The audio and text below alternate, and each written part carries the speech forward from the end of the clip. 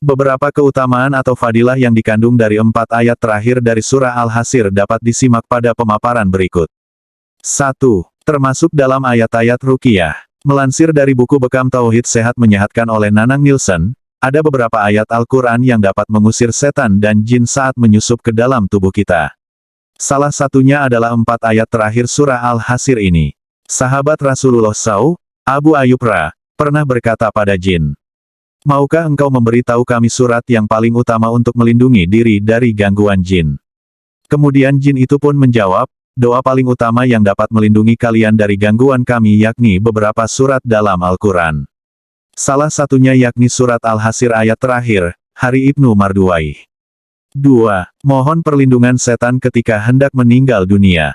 Selain ayat Ruqyah bagi orang yang masih hidup, 4 ayat terakhir ini juga dapat dibacakan bagi orang yang hendak meninggal dunia agar terhindar dari gangguan setan.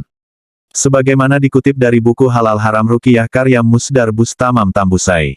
Dari Ali Hasan bin Ali yang disebutkan Al-Hafiz Abu Musa berkata, "Aku menjamin orang yang membaca 20 ayat berikut ini bahwa ia akan dijaga oleh Allah Ta'ala dari setiap setan yang zalim, dari setiap setan yang jahat, dari setiap serigala yang ganas, dan dari setiap pencuri yang melampaui batas."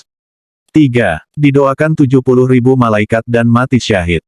Selanjutnya adalah dijanjikan agar didoakan oleh 70.000 malaikat bagi orang yang rajin berzikir dan membaca ayat ini. Melansir dari Al-Itqan fi Ulumil Quran karya Imam Jaluddin Al-Suyuti dari Mikal bin Yasar dari Rasulullah SAW, beliau bersabda, Al-Waqiah dan artinya 1-96, surat yang bikin Rasulullah SAW beruban. Barang siapa pada waktu pagi hari atau subuh membaca 3 kali ta'awudz dan membaca 3 ayat terakhir surah Al-Hasr, maka Allah mewakilkan untuknya 70.000 malaikat yang mendoakannya hingga sore hari dan jika dia meninggal pada hari itu, maka tercatat sebagai syahid. Dan barang siapa yang membacanya ketika sore atau asyar, maka akan kedudukannya sama seperti itu. Hari At-Tirmidzi.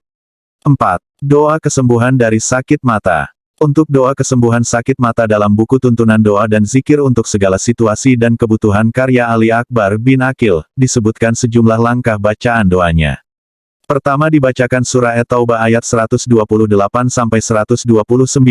dilanjutkan surah Al-Isra ayat 82, hingga membaca surah Al-Hasr ayat 21-24 ini. Setelah membaca ayat-ayat tersebut, dapat dilanjutkan dengan membaca surah Al-Ikhlas, Al-Falaq, dan An-Nas dan doa khusus untuk kesembuhan doa sakit mata. Wah, banyak juga ya manfaat atau fadilah yang dikandung surah Al-Hasr ayat 21-24 ini. Semoga menambah wawasanmu ya.